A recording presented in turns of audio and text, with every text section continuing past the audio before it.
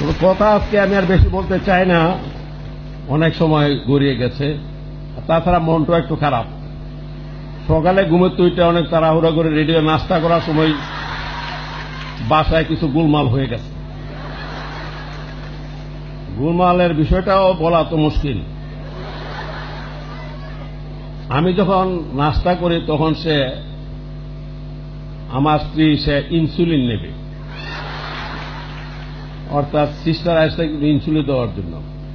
আমি বাইদি ভাই সিস্টারকে বললাম যে ইনসুলিনের দাম কত।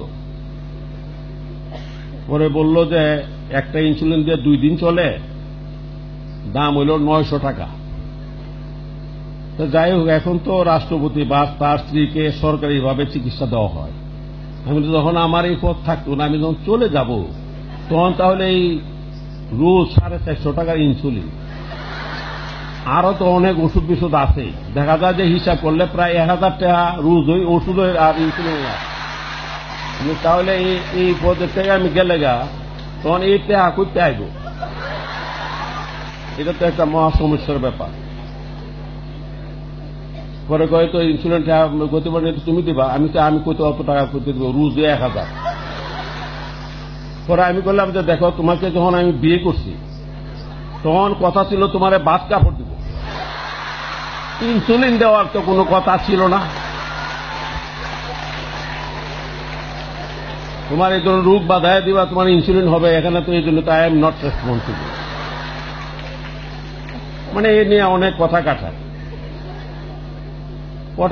হলে তো আমি বললাম যে ঠিক আছে, যার যার হিজ যে ভালো, যার যার পথে যাও।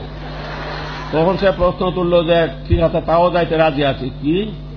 আমি বললাম যাও। তাহলে আমার যে তখন বিয়ের কাজ ইনসুলিন 25,000 টাকা। আমি বললাম যে 25,000 টাকা আমি দিয়ে দিতে রাজি আছি, তুমি যাও।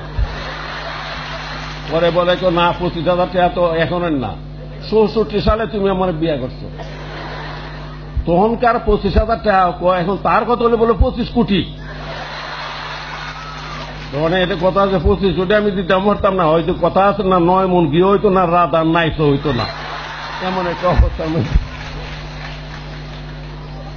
সুতরাং এই ব্যাপারে গুলমাল ছিল একটা বাসায়, সুতরাং মন মেজাজ তো ভালো না, তা না হলে আরো কিছু কথাবার্তা হয়তো বলতাম।